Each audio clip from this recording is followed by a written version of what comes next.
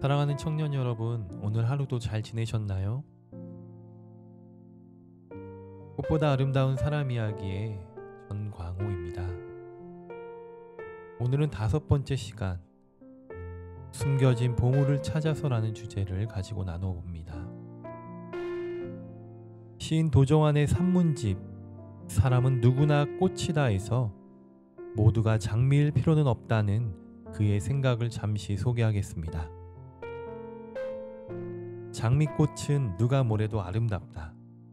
붉고 매끄러운 장미의 살결, 은은하게 적셔오는 달디단 향기, 서로 겹치면서 만들어내는 매혹적인 자태, 여왕의 직위를 붙여도 정말 손색이 없는 꽃이다. 가장 많이 사랑받는 꽃이면서도 제 스스로를 지키는 기품이 있다.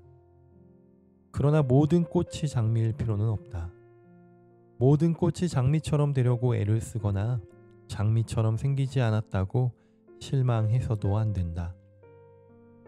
나는 내 빛깔과 향기와 내 모습에 어울리는 아름다움을 가꾸는 일이 더 중요하다. 어차피 나는 장미로 태어나지 않고 코스모스로 태어난 것이다. 그러면 내 가녀린 꽃대에 어울리는 소박한 아름다움을 정점으로 만드는 일이 더 중요하다. 어찌하여 장미는 해마다 수없이 많은 꽃을 피우는데 나는 몇 해가 지나야 겨우 한 번 꽃을 피울까 말까 하는 난처로 태어났을까 하고 자책할 필요가 없다. 장미는 아름답다. 그 옆에 서보고 싶고 그 옆에 서서 장미 때문에 나도 더 황홀해지고 싶다. 너무 아름답기 때문에 시기심도 생기고 그가 장미처럼 태어났다는 걸 생각하면 은근히 질투도 난다. 그러나 모든 사람이 장미일 필요는 없다. 나는 나대로, 내 사랑하는 사람은 그 사람대로 국화이어도 좋고 나리꽃이어도 좋은 것이다. 아니, 달맞이 꽃이라면 또 어떤가. 시인 도정환은 누구나 저마다의 아름다움이 있고 그 아름다움을 장점으로 만드는 일이 중요하다고 말합니다. 이런 생각은 성경이 말하고자 하는 정신과 잇대어 있습니다. 성경은 하나님께서 인간을 만드셨다고 말합니다. 그냥 저냥 대충 만드신 것이 아니라 자신의 형상처럼 만드셨습니다. 만드신 후에는 창조된 사람이 대단히 좋고 아름다워 심히 좋다고 말씀하셨습니다. 하지만 하나님의 형상대로 창조된 아름다운 사람들은 저 좋은 대로 행동할 때가 많습니다. 제멋대로 살다 보니 하나님을 떠나 그릇될 때가 많았고 성경은 이를 죄를 짓게 되었다라고 표현했습니다. 이러한 사람들의 죄 때문에 예수님께서 이 땅에 오셨습니다. 예수님께서 오셨다는 것은 사람들에게 또 다른 기회가 생겼다라는 말입니다. 단절된 하나님과의 관계를 회복하기 위한 기회 말입니다. 그래서 예수님은 기회가 있을 때마다 천국에 대해 말씀하시는 것을 좋아하셨습니다. 그 중에 달란트 비유는 이와 같습니다. 비유에는 어떤 사람이 5달란트를 또 어떤 사람은 2달란트를 마지막 한 사람은 1달란트를 받았다고 말합니다. 달란트는 당시 유대인의 화폐 단위로 남성 일꾼 하루 품삯인 한 데나리온의 6,000배, 즉 6,000데나리온에 이르는 큰 돈이었죠. 이처럼 1달란트 역시 큰 금액이었으나 5달란트를 받은 사람과 비교하면 1달란트를 받은 것이 다소 수치스럽게 느꼈을 수도 있습니다. 앞서 말한 도정환 시인의 표현처럼 그가 장미로 태어났다는 것을 생각하면 은근히 질투가 나는 법입니다. 그가 나보다 2배 혹은 5배를 더 갖고 태어났다는 것은 조금 화가 나는 일이지요. 그러나 예수님의 비유는 누가 얼마를 받았느냐 하는데 그 의미가 있지 않습니다. 오히려 이 달란트 비유가 전해주는 핵심의 의미는 활용에 있습니다. 누가 얼마를 받았는가가 중요한 것이 아닙니다. 받은 것이 상대적으로 적다 할지라도 그것을 활용하였는가 하지 않았는가가 더 중요하다는 말입니다. 그래서 한 달란트 받은 사람에게 차라리 은행에라도 맡겨두었으면 이자라도 받았을 것이 아니었는가라고 말씀하신 것입니다. 자신이 가지고 있는 것을 하찮게 여기거나 가진 것의 가치와 활용법에 대해 무지하다면 우리는 큰 실수를 하고 있는 것이지요.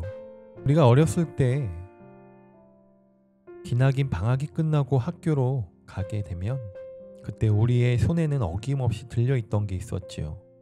바로 공작물입니다. 방학 생활 과제로 우리가 만들었던 방패연, 성냥개비와 이쑤시개, 하드막대로 만들었던 집, 마분지와 색종이로 만든 여러 가지 만들기 등 사실 어른들 눈에는 조잡하기 이를 데 없는 것들이었습니다. 하지만 만든 우리들의 눈에는 이보다 세상에서 중요한 것이 없다듯 소중하게 여겼지요. 누군가 만질라 치면 득달같이 손도 못 대게 했습니다. 왜냐하면 나에게는 지상 최고의 작품이었기 때문입니다. 스스로 만든 것을 갖고 재미나게 노는 우리 아이들. 자신의 작품을 누구도 함부로 만지지 못하게 했던 그때의 나의 모습들. 그들의 눈에 펼쳐지는 세상은 참 아름다운 것입니다. 볼품없는 것을 지상 최고의 작품으로 여기기도 하고 아무것도 아닌 것을 역동적으로 살아 움직이는 것으로 바라본다는 것은 대단한 창조성입니다. 이런 창조적인 눈을 갖고 살아간다는 것은 세상을 아름답게 바라볼 수밖에 없다는 것을 의미하기도 합니다. 모든 것이 살아있고 모든 것은 의미 있으며 모든 것은 소중하기 때문입니다. 그래서일까요? 아이는 어른의 스승이라고 말한 시인 윌리엄 워즈의 말에 절로 고개가 끄덕여집니다. 아이들에게는 배울 것이 참 많이 있습니다.